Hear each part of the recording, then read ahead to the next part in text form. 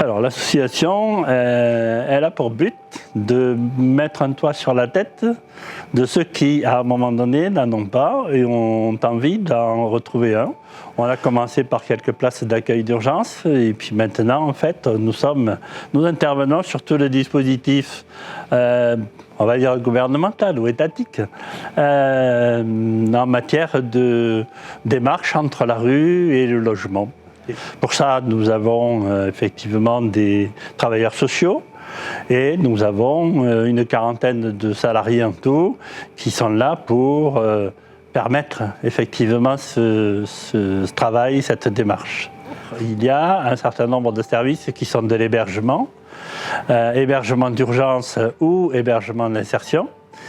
Et après, nous avons développé tout un secteur qui va vers le logement.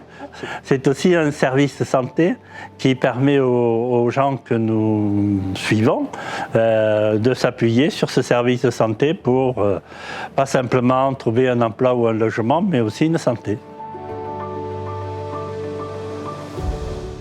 Alors, on est effectivement essentiellement sur 7. On fonctionne aussi avec des dispositifs sur Frontignan.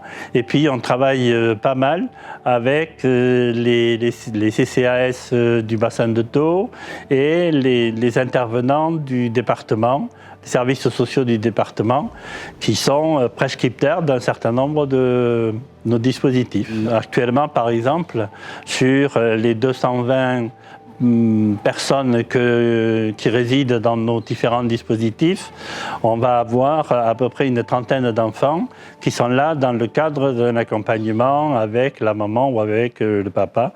Il y a à peu près 30% de femmes qui sont dans les gens que nous suivons.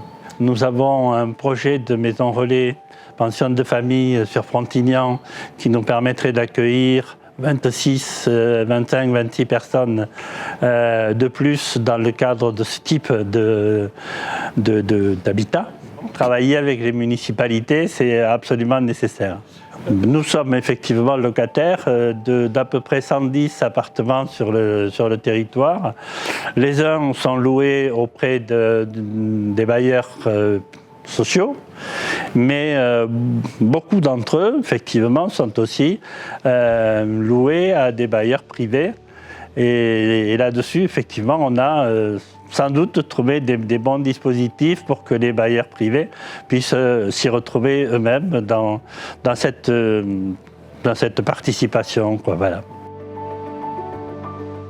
Mon premier vœu, c'est qu'on construise sur le bassin de Thau du logement social, un peu plus qu'il y en a, avec peut-être les services de nos associations. Et on pourrait effectivement imaginer des résidences sociales ou, comme je l'ai évoqué tout à l'heure, une pension de famille supplémentaire.